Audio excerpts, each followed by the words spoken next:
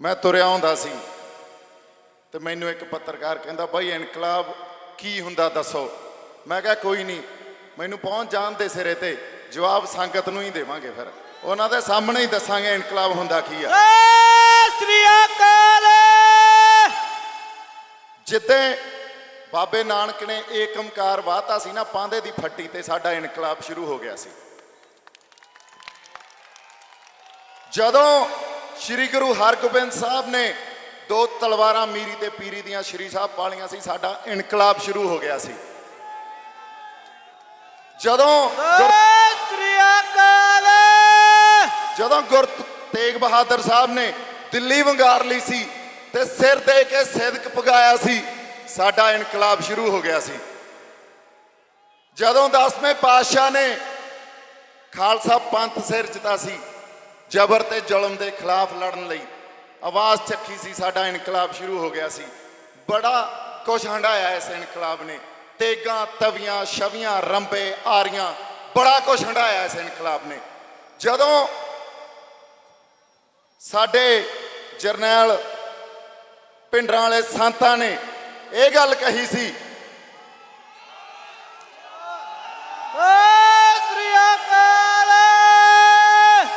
संत जरनैल सिंह पिंडरां ने कहा सी ये गुलामी नूं गलों लाउणा पैना। ये हुण तुसीं देख लो भी अज लाउणा अज लड़ना, कल लड़ना कि परसों लड़ना, ये साडे ते आ। हुण ये सानूं गुलामी नूं गलों लाउणा पैना। मित्रों लड़ाई आ जिहड़ी संघर्ष आ वो सिदक नाल ही निभाए जाते आ। उत्थे समर्पण हो के सिर देने पैंदे आ, सिर तो बिना संघर्ष नहीं लड़े जाते। ते ये धारनावां ਜਿਹੜਾ ਬਾਈ ਕਹਿੰਦਾ ਸੀ ਵੀ ਭਗਤ ਸਿੰਘ ਗਵਾਂਢੀਆਂ ਦੇ ਜੰਮੇ, ਇਹਨਾਂ ਧਾਰਨਾਵਾਂ ਨੂੰ ਤਿਆਗੋ, ਇਹਨਾਂ ਨੂੰ ਖੰਡਨ ਕਰੋ। ਇਹਨਾਂ ਦਾ ਇਹ ਸਾਨੂੰ ਭੰਬਲ ਭੂਸੇ ਚ ਪਾਉਣ ਨੂੰ ਧਾਰਨਾਵਾਂ ਬਣੀਆਂ। ਲੋਕ ਕਿਹੜਾ ਦੱਸੋ ਸਮਰਪਣ ਨਹੀਂ ਆ। ਇੱਥੇ ਆ ਧੁੱਪ ਚ ਖੜੇ ਆ ਜਿਹੜੇ ਜਿਹੜੇ ਮਰਜ਼ੀ ਤੋਂ ਸਿਰ ਮੰਗ ਲਓ, ਵੰਗਾਰਨੇ ਪੈਂਦੇ ਆ। ਨੌਜਵਾਨਾਂ ਨੂੰ ਵੰਗਾਰੋ ਤਾਂ ਸਹੀ, ਜਿਹੜੀ ਗੁਰੂਆਂ ਦੀ ਚਿਣਗ ਇਹਨਾਂ ਦੇ ਅੰਦਰ ਆ ਉਹ ਚਿਣਗ ਹਜੇ ਵੀ ਹੈਗੀ। ਜੇ ਅਸੀਂ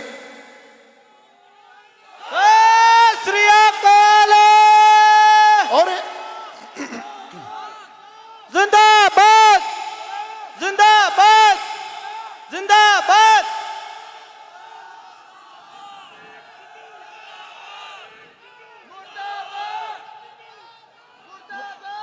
दो गल्लां कर लईए आपां भाई, दो गल्लां कर लईए। गल्लां ये आ भी ये जिहड़ियां धारनावां ना भी सब कुछ पता होना चाहिए, सानू ऑर्डीनेंस का भी पता होना चाहिए। ये बड़ी वड्डी गल नहीं हुंदी, हर किसी नूं हर कुछ नहीं पता हुंदा। इन्नी की गल पल्ले बन लो। शंभू धरने ते एक 5-7 साल का जवाक सी, एक पत्रकार वीर ने उन्होंने सवाल पूछा भी भाई तू क्यों आया इत्थे। वो कहना मोदी साडियां जमीनां खोंदा। बस एडी गल ही आ, मोदी साडियां जमीनां खोंदा। इहदे उत्ते कुछ पता करन दी जरूरत नहीं, सानू बाले चक्करां च पैण दी जरूरत नहीं। जदों संघर्ष नूं कमज़ोर करना होवे ना, इन्हां गल्लां च पा दो भी पढ़ के आओ। यार नहीं पढ़ के आउंदे, साडी तां होंद दी लड़ाई आ, साडी जमीनां दी लड़ाई आ। जमीन नाल साडी मिट्टी नाल साडा बहुत कुछ जुड़िया हुंदा। जदों साडे तो साडी होंद साडी मिट्टी खुरदी आ ना, सब कुछ खुर जांदा। ये सानू पता, लड़ाई साडी होंद दी आ। हुण गल कड्डी ऑर्डीनेंस दी आ, यह आर्थिक गल नहीं। असीं जे समझीए भी ये पूंजीवाद आ ते यह कैपिटलिस्टिक सोसाइटी आ ते यह ਜਿਹੜੇ ਇਹ ਵੱਡੀਆਂ ਵੱਡੀਆਂ ਕੰਪਨੀਆਂ ਕਾਰਪੋਰੇਟ ਕਲਚਰ ਪੰਜਾਬ 'ਚ ਆਊਗਾ ਤੇ ਸਾਡੀਆਂ ਜ਼ਮੀਨਾਂ ਖੋਹ ਲੈਣਗੇ। ਕੱਲੀ ਗੱਲ ਇੱਥੋਂ ਤੱਕ ਹੀ ਸੀਮਤ ਨਹੀਂ, ਇਹ ਅਧੂਰਾ ਸੱਚ ਆ। ਪੂਰਾ ਸੱਚ ਕੀ ਆ? ਪੂਰਾ ਸੱਚ ਇਹ ਆ ਵੀ ਦਿੱਲੀ ਨੇ ਸਾਡੀ ਹੋਂਦ ਸਾਡੀ ਹਸਤੀ ਮਟਾਉਣ ਦਾ ਨੰਬਰ 2 ਕਸ਼ਮੀਰ ਤੋਂ ਬਾਅਦ ਲਾਤਾ। ਹੁਣ ਸਾਨੂੰ ਜਦੋਂ ਗੱਲ ਸਾਡੀ ਹੋਂਦ ਤੇ ਆ ਜਾਂਦੀ ਆ ਤੇ ਜਿਹੜੇ ਸੰਘਰਸ਼ ਵਿੱਢਣੇ ਪੈਂਦੇ ਆ ਉਹ ਸਮਰਪਣ ਵਾਲੇ ਸੰਘਰਸ਼ ਹੁੰਦੇ ਆ। ਉਹ ਸੰਘਰਸ਼ ਹੁੰਦੇ ਆ ਜਿਹੜੀ ਚਮਕੌਰ ਦੀ ਖੜੀ 'ਚ ਜਦੋਂ 10ਵੇਂ ਪਾਤਸ਼ਾਹ ਨੇ ਕਿਹਾ ਸੀ ਪੰਥ ਵਸੇ ਮੈਂ ਉਜੜਾ ਮਨ ਚਾਓ ਕਨੇਰਾ, ਤੇਰਾ ਤੁਝ ਕੋ ਸੌਂਪ ਕੇ ਕਿਆ ਲਾਗੇ ਮੇਰਾ। ਉਹ ਸਮਰਪਣ ਚਾਹੀਦਾ ਸਾਨੂੰ।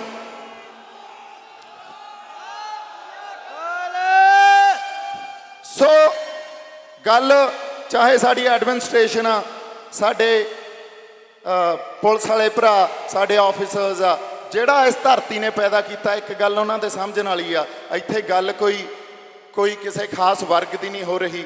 ਇੱਥੇ ਸਾਨੂੰ ਠੱਪੇ ਲਾ ਦਿੱਤੇ ਜਾਂਦੇ ਆ ਪਹਿਲਾਂ ਵੀ ਤੂੰ ਖਾਲਿਸਤਾਨੀ ਆ, ਤੂੰ ਅੱਤਵਾਦੀ ਆ, ਤੂੰ ਦੇਸ਼ ਧਰੋਹੀ ਆ।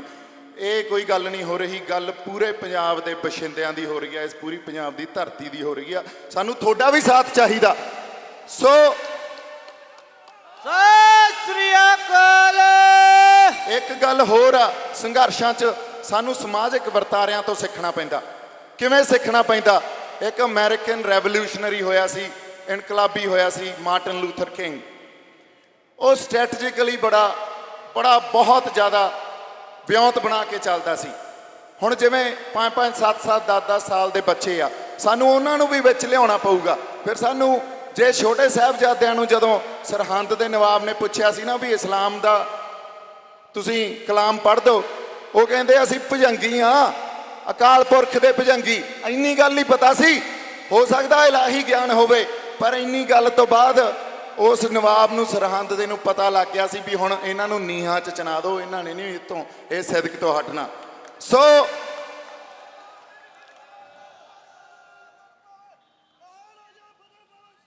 ਸਤਿ ਸ੍ਰੀ ਅਕਾਲ। ਗੱਲ ਮਾਰਟਨ ਲੂਥਰ ਕਿੰਗ ਦੀ ਕਰ ਰਹੇ ਸੀ। ਆ ਇੱਕ ਸਪੀਕਰ ਜਾਂ ਤੁਹਾਡਾ ਬੰਦ ਹੋ ਜਾਂਦਾ ਯਾਰ, ਇਹਨੂੰ ਮਾੜਾ ਜਿਹਾ ਚਲਾਓ ਕਰਾਂ। ਆ ਦੇਖਿਓ ਕਿੱਥੋਂ ਚੱਲਦਾ, ਚੱਲ ਪਿਆ। ਅੱਛਾ, ਗੱਲ ਮਾਰਟਨ ਲੂਥਰ ਕਿੰਗ ਦੀ ਕਰ ਰਹੇ ਸੀ। ਉਹ ਬੱਚਿਆਂ ਨੂੰ ਵੀ ਨਾਲ ਲਾ ਲੈਂਦਾ ਸੀ। ਉਹ ਸਾਡੀਆਂ ਭੈਣਾਂ ਨੂੰ ਵੀ, ਆਪਦੀਆਂ ਨੂੰ, ਉੱਥੋਂ ਦੀਆਂ ਜਿਹੜੀਆਂ ਕੁੜੀਆਂ ਸੀ ਉਹਨਾਂ ਨੂੰ ਨਾਲ ਲੈ ਲੈਂਦਾ ਸੀ। ਕਿਉਂਕਿ ਤੁਸੀਂ ਜਦੋਂ ਕੋਈ ਸੰਘਰਸ਼ ਲੜਨਾ, ਤੁਸੀਂ ਵੱਧ ਤੋਂ ਵੱਧ ਲੋਕਾਂ ਨੂੰ ਲਾਮਬੰਦ ਕਰਨਾ, ਇਹ ਬਹੁਤ ਜ਼ਰੂਰੀ ਹੁੰਦਾ। ਘੱਟ ਤੋਂ ਘੱਟ ਲੋਕਾਂ ਦੀ એનર્ਜੀ ਲੱਗੇ, ਵੱਧ ਤੋਂ ਵੱਧ ਲੋਕ ਲਾਮਬੰਦ ਹੋਣ। ਤੁਹਾਡੀ ਰੈਜ਼ਿਸਟੈਂਸ ਜਿੰਨਾ ਚਿਰ ਪੈਸਿਵ ਰਹੂਗੀ, ਐਕਟਿਵ ਨਹੀਂ ਹੋਊਗੀ, ਉਦੋਂ ਤੱਕ ਸੰਘਰਸ਼ ਬਹੁਤ ਵੱਡਾ ਲਾਮਬੰਦ ਤਰੀਕੇ ਨਾਲ ਲੜਿਆ ਜਾ ਸਕਦਾ। ਉਹਨੂੰ ਪਤਾ ਸੀ। ਹੁਣ ਉਹ ਬੱਚਿਆਂ ਨੂੰ ਕੋਈ ਪੜ੍ਹਾ ਕੇ ਥੋੜੀ ਲਿਆਉਂਦੇ ਸੀ। ਅਸੀਂ ਕਹੀਏ ਯਾਰ ਆਪਦੇ ਬੱਚੇ ਕਿਉਂ ਲੈ ਕੇ ਆਈਏ, ਇਹਨਾਂ ਤੋਂ ਆਰਡੀਨੈਂਸ ਬਾਰੇ ਪਤਾ ਹੀ ਨਹੀਂ। ਉਹ ਯਾਰ ਨਹੀਂ ਪਤਾ, ਇੰਨਾ ਹੀ ਪਤਾ ਵੀ ਸਾਡੀਆਂ ਜ਼ਮੀਨਾਂ ਖੋਹਦਾ ਮੋਦੀ। ਜਦੋਂ ਸਰਕਾਰਾਂ ਬੱਚਿਆਂ ਤੇ ਜ਼ੁਲਮ ਕਰਨਗੀਆਂ ਤਾਂ ਇਹ ਇੰਟਰਨੈਸ਼ਨਲ ਲੈਵਲ ਤੇ ਸੰਘਰਸ਼ ਬਣ ਜੂਗਾ। ਸਾਨੂੰ ਸਮਰਪਣ ਦੇਣਾ ਪੈਣਾ, ਸਾਡੇ ਘਰਾਂ ਦਾ ਵੀ ਦੇਣਾ ਪੈਣਾ, ਸਾਡੇ ਬੱਚਿਆਂ ਦਾ ਵੀ ਦੇਣਾ ਪੈਣਾ, ਆਪਦੇ ਸਿਰ ਵੀ ਦੇਣੇ ਪੈਣੇ ਆ, ਸਾਡੇ ਪਰਿਵਾਰਾਂ ਨੂੰ ਵੀ ਝੁਕਣਾ ਪੈਣਾ। ਇਹ ਗੱਲ ਜਦੋਂ ਤੱਕ ਸਾਡੇ ਸਮਝ 'ਚ ਨਹੀਂ ਆਉਂਦੀ, ਅਸੀਂ ਇਕੱਲੇ ਨੌਜਵਾਨਾਂ ਨੂੰ ਵੰਗਾਰਦੇ ਰਹਿੰਦੇ ਆ, ਪਰ ਗੱਲ ਗਾਂ ਦੀ ਆ। ਇਹ ਸਮਝਣ ਵਾਲੀ ਗੱਲ ਆ ਸਾਡੇ ਲਈ। ਹੁਣ ਅਗਲੀ ਗੱਲ ਜਿਹੜੀ ਸਾਡੇ ਲਈ ਸਮਝਣੀ ਬਹੁਤ ਜ਼ਰੂਰੀ ਆ, ਜਿੰਨੇ ਕੁ ਲੋਕਾਂ ਦੇ ਕੰਨਾਂ 'ਚ ਪੈਂਦੀ ਆ ਉਨਾ ਹੀ ਚੰਗਾ, ਵੀ ਜਿਹੜੀ ਸਾਡੀ ਲੜਾਈ ਆ ਉਹ ਕੱਲੀ ਕਾਰਪੋਰੇਟਸ ਦੇ ਨਾਲ ਲੜਾਈ ਨਹੀਂ ਹੋ ਰਹੀ। ਇੱਥੇ ਲੜਾਈ ਇਹ ਨਹੀਂ ਆ ਵੀ ਉਹ ਕਾਰਪੋਰੇਟ ਖੇਤਰ ਆਊਗਾ ਤੇ ਕਿਸਾਨਾਂ ਤੇ ਆਪਦਾ ਗਲਬਾ ਪਾਲੂਗਾ ਤੇ ਸਾਡੀਆਂ ਜ਼ਮੀਨਾਂ ਆਪਦੇ ਕੋਲੇ ਕੰਟਰੋਲ ਕਰਨਗੇ, ਸਾਨੂੰ ਦੱਸਣਗੇ ਤੁਸੀਂ ਕਿਹੜੀ ਫਸਲ ਉਗਾਉਣੀ ਆ, ਤੁਸੀਂ ਖਾਣਾ ਕੀ ਆ, ਤੁਸੀਂ ਪਹਿਨਣਾ ਕੀ ਆ, ਤੁਸੀਂ ਦੇਖਣਾ ਕੀ ਆ, ਕਿਹੜੇ ਗਾਣੇ ਸੁਣਨੇ ਆ, ਕਿਹੜਾ ਕੁਛ ਮਾਸ ਖਾਣਾ ਕਿ ਨਹੀਂ ਖਾਣਾ। ਗੱਲ ਇੱਥੋਂ ਤੱਕ ਨਹੀਂ ਆ। ਅਸੀਂ ਇਹ ਲੜਾਈ ਲੜ ਰਹੇ ਹਾਂ ਉਸ ਧਿਰ ਦੇ ਖਿਲਾਫ ਜਿਹਦੀ ਵਿਚਾਰਧਾਰਾ ਇੱਕ ਨੇਸ਼ਨ ਬਿਲਡਿੰਗ ਦੀ ਆ। ਤੇ ਉਹ ਨੇਸ਼ਨ ਬਿਲਡਿੰਗ ਜਾਂ ਦੇਸ਼ ਇੱਕ ਬਿਲਡ ਕਰਨਾ ਉਹਨਾਂ ਲਈ ਉਹ ਕੀ ਆ? ਉਹ ਕਹਿੰਦੇ ਆ ਵੀ ਜਿਹੜੀ ਵਿਚਾਰਧਾਰਾ ਹਿੰਦੂ ਰਾਸ਼ਟਰ ਦੇ ਰਾਹ 'ਚ ਆਊਗੀ ਉਹਨੂੰ ਖਤਮ ਕਰ ਦਿਓ, ਉਹਨੂੰ ਜਾਂ ਤਾਂ ਐਲੀਮੀਨੇਟ ਕਰ ਦਿਓ ਜਾਂ ਸਿਮੂਲੇਟ ਕਰ ਦਿਓ, ਜਾਂ ਤਾਂ ਉਹਨੂੰ ਮਾਰ ਦਿਓ ਜ਼ੁਲਮ ਤੇ ਜ਼ਬਰ ਨਾਲ, ਜਾਂ ਆਪਦੇ 'ਚ ਮਿਲਾ ਲਓ। ਹੁਣ ਕੁਛ ਲੜਾਈਆਂ ਇਹ ਹੁੰਦੀਆਂ ਜਿਹੜੀਆਂ ਪ੍ਰਗਟ ਰੂਪ 'ਚ ਸਾਨੂੰ ਸਮਝ ਆ ਜਾਂਦੀਆਂ, ਕੁਛ ਲੜਾਈਆਂ ਪ੍ਰਗਟ ਰੂਪ 'ਚ ਨਹੀਂ ਅਦ੍ਰਿਸ਼ ਰੂਪ 'ਚ ਚੱਲਦੀਆਂ ਹੁੰਦੀਆਂ। ਇਸੇ ਕਰਕੇ ਸਾਡੇ ਫਲਸਫੇ ਨੂੰ ਵੀ, ਸਾਡੇ ਗੁਰੂ ਨਾਨਕ ਸਾਹਿਬ ਦੇ ਫਲਸਫੇ ਨੂੰ, ਕਿਉਂਕਿ ਪੰਜਾਬ ਨੂੰ ਗੁਰੂ ਨਾਨਕ ਸਾਹਿਬ ਦੇ ਫਲਸਫੇ ਤੋਂ ਬਿਨਾ, ਪੰਜਾਬ ਨੂੰ ਸਾਡੀ ਕਿਸਾਨੀ ਤੋਂ ਬਿਨਾ ਕਲਪਿਆ ਵੀ ਨਹੀਂ ਜਾ ਸਕਦਾ। ਸੋ ਉਹਨਾਂ ਦੀ ਸੱਟ, ਉਹਨਾਂ ਦੀ ਜਿਹੜੀ ਨਿਗਾਹ ਜੇ ਸਾਡੇ ਸ਼੍ਰੀ ਗੁਰੂ ਗ੍ਰੰਥ ਸਾਹਿਬ ਤੇ ਗਈ ਆ, ਉਹ ਗੁਰੂ ਨਾਨਕ ਸਾਹਿਬ ਦੇ ਫਲਸਫੇ ਨੂੰ ਢਾਉਣ ਖਾਤਰ ਗਈ ਆ। ਸੋ ਇਸ ਕਰਕੇ ਗੱਲ ਸਮਝਣੀ ਬੜੀ ਜ਼ਰੂਰੀ ਆ। ਇਹ ਕੱਲੀ ਆਰਥਿਕ ਲੜਾਈ ਨਹੀਂ ਆ, ਇਹਦਾ ਇੱਕ ਰਾਜਸੀ ਮੰਤਵ ਜਾਂ ਇੱਕ ਜਿਹੜੀ ਸਰਕਾਰ ਆ ਇਸ ਵੇਲੇ ਸਾਡੇ ਹੁਕਮਰਾਨ ਆ ਉਹਨਾਂ ਦਾ ਇਹਦੇ 'ਚੋਂ ਮੰਤਵ ਦੂਜਾ ਕੀ ਆ। ਨਹੀਂ ਤਾਂ ਜਦੋਂ ਲੋਕ ਲਹਿਰ ਖੜੀ ਹੋ ਜੇ ਤੇ ਸਰਕਾਰ ਕਈ ਵਾਰੀ ਹਿੱਲ ਜਾਂਦੀ ਹੁੰਦੀ ਆ। ਸਰਕਾਰ ਫॉर ਟਾਈਮ ਬੀਇੰਗ ਜੇ ਕੱਲੀ ਆਰਥਿਕ ਗੱਲ ਹੁੰਦੀ ਤਾਂ ਹੋ ਸਕਦਾ ਫॉर ਟਾਈਮ ਬੀਇੰਗ ਇਸ ਗੱਲ ਨੂੰ ਵਾਪਸ ਖਿੱਚ ਲੈਂਦੀ ਵੀ ਕੋਈ ਨਹੀਂ, ਫॉर ਟਾਈਮ ਬੀਇੰਗ ਲੋਕਾਂ ਦੇ ਰੋਹ ਨੂੰ, ਲੋਕਾਂ ਦੇ ਉਭਾਰ ਨੂੰ ਅਸੀਂ ਸਮਝ ਕੇ ਇਹਨੂੰ ਪਾਸੇ ਕਰ ਦਈਏ ਤੇ ਸਾਡੀਆਂ ਸਿਰਾਂ ਦੀ ਗਿਣਤੀ ਇਹ ਤੋਂ ਘੱਟ ਹੋਊਗੀ। ਪਰ ਸਰਕਾਰ ਨੇ ਨਹੀਂ ਹਿੱਲਣਾ। ਇਹ ਪਹਿਲਾਂ ਹੀ ਪਤਾ ਸੀ ਮੈਨੂੰ, ਰਾਸ਼ਟਰਪਤੀ ਨੇ ਵੀ ਸਾਈਨ ਕਰ ਦੇਣਾ, ਇਹਨੇ ਲਾਅ ਬਣ ਜਾਣਾ। ਇਸ ਲੈਜਿਸਲੇਸ਼ਨ ਨੂੰ ਅਸੀਂ ਕਾਨੂੰਨੀ ਤੌਰ ਤੇ ਵੀ ਲੜਾਈ ਦੇਵਾਂਗੇ, ਪਰ ਸਾਡੇ ਮੋਰਚੇ ਵੀ ਜਾਰੀ ਰਹਿਣਗੇ, ਕਿਉਂਕਿ ਹਰ ਲੜਾਈ ਹਰ ਮੋਰਚੇ ਤੇ ਜ਼ਰੂਰੀ ਹੁੰਦੀ ਆ। ਸਾਨੂੰ ਪਤਾ ਸਾਨੂੰ ਸੁਪਰੀਮ ਕੋਰਟ ਤੋਂ ਨਿਆਂ ਨਹੀਂ ਮਿਲਣਾ, ਇਹ ਗੱਲ ਪਹਿਲਾਂ ਹੀ ਪਤਾ, ਪਰ ਫਿਰ ਵੀ ਲੜਾਈ ਲੜਨੀ ਪੈਂਦੀ ਆ, ਕਿਉਂਕਿ ਕਈ ਵਾਰੀ ਕਈ ਨੇਕ ਰੂਹ ਕੋਈ ਨੇਕ ਜੱਜ ਬੈਠਾ ਹੁੰਦਾ ਜਿਹੜਾ ਮਾੜਾ ਮੋਟਾ ਨਿਆਂ ਕਿਤੇ ਦੇ ਜਾਂਦਾ। ਇਸ ਕਰਕੇ ਉਹ ਲੜਾਈ ਵੀ ਲੜਨੀ ਜ਼ਰੂਰੀ ਆ, ਇਹ ਮੋਰਚਿਆਂ ਵਾਲੀ ਲੜਾਈ ਵੀ ਲੜਨੀ ਜ਼ਰੂਰੀ ਆ। ਦੋ ਤਿੰਨ ਗੱਲਾਂ ਬੜੀਆਂ ਜ਼ਰੂਰੀ ਆ ਲੜਾਈ ਲੜਨ ਲਈ, ਦੋ ਤਿੰਨ ਯੂਨੀਵਰਸਲ ਮਤਲਬ ਪ੍ਰਿੰਸੀਪਲ ਆ, ਇਹ ਸਮਝ ਲਓ ਤੁਸੀਂ। ਪਹਿਲੀ ਗੱਲ, ਸਾਨੂੰ ਇਹ ਪਤਾ ਹੋਵੇ ਸਾਡਾ ਦੁਸ਼ਮਣ ਕੌਣ ਆ। 84 ਤੋਂ ਬਾਅਦ ਕੌਮ ਨੇ ਲੜਾਈ ਲੜੀ, ਅੱਛਾ ਉਦੋਂ ਸਾਡੇ 'ਚ ਦੋ ਫਾੜ ਰਹੀ, ਸਾਨੂੰ ਇਹ ਹੀ ਨਹੀਂ ਪਤਾ ਸੀ ਸਾਡਾ ਦੁਸ਼ਮਣ ਕੌਣ ਆ। ਜਿਹੜਾ ਕਿਸਾਨ ਜਾਂ ਪਿੰਡਾਂ 'ਚ ਰਹਿਣ ਵਾਲੇ, ਉਹਨਾਂ ਨੂੰ ਤਾਂ ਐਂ ਲੱਗਦਾ ਸੀ ਵੀ ਆ ਦਰਬਾਰ ਸਾਹਿਬ ਤੇ ਅਟੈਕ ਹੋ ਗਿਆ, ਸਾਡੇ ਪੱਲੇ ਕੀ ਰਹਿ ਗਿਆ ਹੁਣ। ਪਰ ਜਿਹੜੇ ਸ਼ਹਿਰ 'ਚ ਰਹਿੰਦੇ ਸੀ ਜਾਂ ਡਾਕਟਰ ਮਨਮੋਹਨ ਸਿੰਘ ਵਰਗੇ ਜਿਹੜੇ ਸਾਡੇ ਪ੍ਰਧਾਨ ਮੰਤਰੀ ਬਣੇ ਆ, ਉਹ ਜਨੇਵਾ ਇੰਟਰਨੈਸ਼ਨਲ ਹਿਊਮਨ ਕਨਵੈਨਸ਼ਨ ਤੇ ਜਾ ਕੇ ਇਹ ਕਹਿ ਰਹੇ ਸੀ ਵੀ ਪੰਜਾਬ 'ਚ ਤਾਂ ਕੁਝ ਹੋਇਆ ਹੀ ਨਹੀਂ, ਕਿਸੇ ਨਾਲ ਕੋਈ ਜ਼ਬਰ ਜ਼ੁਲਮ ਹੋ ਹੀ ਨਹੀਂ ਰਿਹਾ। ਉਹ ਤਾਂ ਉੱਥੇ ਕੁਝ ਲੋਕਾਂ ਨੇ ਵਿਦਰੋਹ ਕੀਤਾ ਸੀ ਤੇ ਸਰਕਾਰ ਨੇ ਉਹ ਵਿਦਰੋਹ ਦਬਾ ਲਿਆ। ਸੋ ਸਾਡੇ ਐਲੀਟਸ ਨੂੰ ਤਾਂ ਪਤਾ ਹੀ ਨਹੀਂ ਸੀ ਵੀ ਸਾਡਾ ਦੁਸ਼ਮਣ ਕੌਣ ਆ। ਸੋ ਸਭ ਤੋਂ ਪਹਿਲਾਂ ਕੌਮ ਨੂੰ ਇਹ ਪਤਾ ਹੋਣਾ ਚਾਹੀਦਾ ਸਾਡਾ ਦੁਸ਼ਮਣ ਕੌਣ ਆ। ਦੂਜੀ ਗੱਲ, ਸਾਨੂੰ ਇਹ ਪਤਾ ਹੋਣਾ ਚਾਹੀਦਾ ਅਸੀਂ ਕੌਣ ਆ। ਅਸੀਂ ਉਦੋਂ ਹੀ ਸਾਡੇ ਆਪ ਨੂੰ ਆਪਦੀ ਪਛਾਣ ਹੋ ਸਕੂਗੀ। ਸਾਨੂੰ ਗੁਰੂ ਨਾਨਕ ਸਾਹਿਬ ਦੇ ਫਲਸਫੇ ਦੀ ਪਛਾਣ ਆ, ਜਦੋਂ ਸਾਨੂੰ ਸਰਬੱਤ ਦੇ ਭਲੇ ਦੀ ਪਛਾਣ ਆ, ਜਦੋਂ ਤੱਕ ਸਾਨੂੰ ਮਾਨਸ ਕੀ ਜਾਤ ਸਭੇ ਇੱਕੋ ਪਹਿਚਾਣ ਬੋ ਦੀ ਪਹਿਚਾਣ ਆ। ਆ ਦਰਜਾ ਬਦਰਜੀ ਖਤਮ ਕਰ ਦਈਏ, ਦਰਜਾ ਬਦਰਜੀ ਇਸ ਦਰਜੇ 'ਚ ਵੀ ਖਤਮ ਕਰ ਦਈਏ। ਮੈਂ ਜਦੋਂ ਤੋਂ ਆਇਆ ਮੇਰਾ ਜੀ ਕਰੀ ਜਾਂਦਾ ਵੀ ਮੈਂ ਛਾਲ ਮਾਰ ਕੇ ਇੱਥੇ ਬਹਿ ਜਾਂ ਵਿੱਚ, ਕਿਉਂਕਿ ਆ ਵੀ ਦਰਜਾ ਬਦਰਜੀ ਹੋ ਗਈ। ਇੱਥੇ ਉੱਤੇ ਬਿਠਾਤੇ, ਇੱਥੇ ਥੱਲੇ ਬੈਠੇ ਹੋ, ਐਂ ਹੋ ਗਿਆ ਵੀ ਸਾਨੂੰ ਬੜਾ ਕੁਝ ਪਤਾ ਤੇ ਤੁਹਾਨੂੰ ਪਤਾ ਨਹੀਂ। ਐਡੀ ਕੋਈ ਗੱਲ ਨਹੀਂ ਹੁੰਦੀ, ਸਾਨੂੰ ਸਾਰਿਆਂ ਨੂੰ ਸਭ ਕੁਝ ਹੀ ਪਤਾ ਹੁੰਦਾ, ਜਾਂ ਜਿੰਨਾ ਕਿ ਪਤਾ ਹੁੰਦਾ ਉਹਨਾਂ ਕੀ ਪਤਾ ਹੁੰਦਾ। ਸੋ ਇਹ ਦਰਜਾ ਬਦਰਜੀ ਨੂੰ ਵੀ ਸਾਨੂੰ ਸੰਬੋਧਨ ਕਰਨਾ ਪੈਣਾ, ਐਡਰੈਸ ਕਰਨਾ ਪੈਣਾ। ਸੋ ਨੋ ਯੋਰਸੈਲਫ ਦੂਜਾ ਰੂਲ ਆ, ਸਾਨੂੰ ਸਾਡਾ ਪਤਾ ਹੋਵੇ ਅਸੀਂ ਕੌਣ ਆ। ਤੀਜਾ ਗੋਲਡਨ ਪ੍ਰਿੰਸੀਪਲ, ਉਹ ਭਾਈ ਇੱਕ ਮਿੰਟ ਯਾਰ, ਜਾਂ ਤਾਂ ਚੁੱਪ ਕਰ ਜੀਏ ਆਪਾਂ। ਕੋਈ ਨਹੀਂ ਹੁਣ ਜਿਵੇਂ ਖੜੇ ਆ ਜਿਹੜੇ ਨਹੀਂ ਬਹਿੰਦੇ ਆ, ਬਾਈ ਸੰਗਤ ਦਾ ਹੁਕਮ ਆ, ਸੰਗਤ ਦਾ ਹੁਕਮ ਨਾ ਟਾਲੋ, ਬਹਿ ਜਾਓ। ਗੱਲ ਐਨ ਜਮਾ ਮੌਕੇ ਤੇ ਆਈ ਆ, ਬਹਿ ਜਾਓ। ਤੀਜਾ ਗੋਲਡਨ ਪ੍ਰਿੰਸੀਪਲ, ਬਾਈ ਧਿਆਨ ਨਾਲ ਸੁਣ ਲਿਓ ਇਹ, ਕਿਉਂਕਿ ਸਾਡੇ ਉਭਾਰ ਪਹਿਲਾਂ ਵੀ ਆਏ ਆ, ਵਿਦਰੋਹ ਪਹਿਲਾਂ ਵੀ ਆਏ ਆ, ਪਰ ਉਹ ਕਿਤੇ ਪਹੁੰਚ ਨਹੀਂ ਸਕੇ।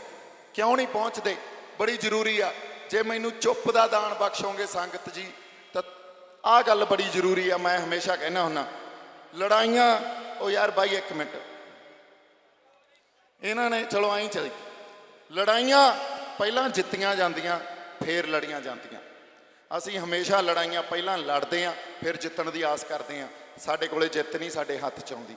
ਲੜਾਈ ਪਹਿਲਾਂ ਲੜਨੀ ਪੈਂਦੀ ਆ, ਪਹਿਲਾਂ ਸਟ੍ਰੈਟੇਜਾਈਜ਼ ਕਰਨੀ ਪੈਂਦੀ ਆ, ਉਹਦੀ ਵਿਉਂਤ ਘੜਨੀ ਪੈਂਦੀ ਆ, ਫਿਰ ਜਿੱਤੀ ਨਹੀਂ ਜਾਂਦੀ ਆ। ਸੋ ਇਹ ਗੱਲ ਸਾਡੇ ਆਗੂਆਂ ਨੇ, ਚਾਹੇ ਕਿਸਾਨ ਆਗੂ ਆ। ਦੇਖੋ ਇੱਕ ਗੱਲ ਮੈਂ ਬੜੇ ਠੋਕ ਕੇ ਗੱਲ ਕਰ ਰਿਹਾ, ਅੱਜ ਤੱਕ ਜਿੰਨੀ ਸਾਡੀ ਰਾਜਸੀ ਧਿਰ ਸੀ, ਸਾਡੀ ਸਮਾਜਿਕ ਧਿਰ ਸੀ, ਸਾਡੇ ਕਿਸਾਨ ਜਥੇਬੰਦੀਆਂ ਦੇ ਲੀਡਰ ਸੀ, ਅੱਜ ਤੱਕ ਸਾਡੇ ਵਿਦਰੋਹ ਨੂੰ, ਸਾਡੇ ਇਸ ਉਭਾਰ ਨੂੰ, ਸਾਡੇ ਜੋਸ਼ ਨੂੰ, ਸਾਡੇ ਜਜ਼ਬੇ ਨੂੰ ਕਿਤੇ ਪਹੁੰਚਾ ਹੀ ਨਹੀਂ ਸਕੇ। ਜੇ ਅਸੀਂ ਹੁਣ ਕਹਿੰਦੇ ਆ ਵੀ ਕਿਸਾਨ ਜਥੇਬੰਦੀਓ ਲੱਗੋ ਅੱਗੇ, ਯਾਰ ਹੁਣ ਉਹਨਾਂ ਨੇ ਕੀ ਖਾ ਲਿਆ? ਹੁਣ ਉਹ ਕਿੱਥੋਂ ਇਹੋ ਜਿਹੀ ਪੜ੍ਹਾਈ ਪੜ੍ਹ ਕੇ ਆ ਗਏ, ਕਿੱਥੋਂ ਵਿਉਂਤਾਂ ਬਣਾ ਕੇ ਆ ਗਏ ਵੀ ਹੁਣ ਬੜਾ ਕੁਝ ਉਹਨਾਂ ਨੂੰ ਸਿੱਖ ਲਿਆ ਤੇ ਇਹਨੂੰ ਕੋਈ ਸੇਧ ਦੇ ਦੇਣਗੇ। ਸੋ ਆਪਦੇ ਆਪ 'ਚ ਸਪਸ਼ਟਤਾ ਰੱਖਣੀ ਵੀ ਜਿਹੜੇ ਫੈਸਲੇ ਲੈਣੇ ਆ ਉਹ ਸੰਗਤ 'ਚ ਲਓ, ਜਿਹੜੇ ਫੈਸਲੇ ਲੈਣੇ ਆ ਉਹ ਸੰਗਤ 'ਚ ਬੈਠੋ, ਸੰਗਤ ਫੈਸਲੇ ਲਵੇ। ਡਰਾਇੰਗ ਰੂਮਾਂ 'ਚ ਕਮਰਿਆਂ 'ਚ ਬੈਠ ਕੇ ਫੈਸਲੇ ਨਹੀਂ ਲਏ ਜਾਂਦੇ, ਉੱਥੇ ਤਾਂ ਵੇਚੇ ਜਾਂਦੇ ਆ। ਇਸ ਕਰਕੇ ਇਹਨਾਂ ਗੱਲਾਂ 'ਚ ਕੋਈ ਦਮ ਨਹੀਂ, ਇਹਨਾਂ ਗੱਲਾਂ 'ਚ ਸੱਚੀ ਕੋਈ ਦਮ ਨਹੀਂ। ਲੋ ਮੈਂ ਸ਼ਰੇਆਮ ਕਹਿਣਾ ਬਾਈ ਜੀ, ਜੇ ਫੇਰ ਕਿਸੇ ਨੂੰ ਆਪਾਂ ਖੜਾ ਕਰ ਦਾਂਗੇ ਨਾ ਸੰਗਤ ਤੋਂ ਬਿਨਾ, ਫੇਰ ਕਿਸੇ ਜਥੇਬੰਦੀਆਂ ਨੂੰ, ਕਿਸਾਨਾਂ ਨੂੰ ਜਾਂ ਕਿਸੇ ਹੋਰ ਨੂੰ ਇਹ ਸੰਘਰਸ਼ ਦੇ ਦਾਂਗੇ, ਉਹਨਾਂ ਨੇ ਉਹੀ ਕੰਮ ਕਰਨਾ ਜਿਹੜਾ ਸਰਬੱਤ ਖਾਲਸਾ ਨਾਲ ਹੋਇਆ, ਉਹੀ ਕੰਮ ਕਰਨਾ ਜਿਹੜਾ ਬਰਗਾੜੀ ਵੇਲੇ ਹੋਇਆ, ਤੇ ਉਹੀ ਹੁਣ ਹੋ ਜੂ।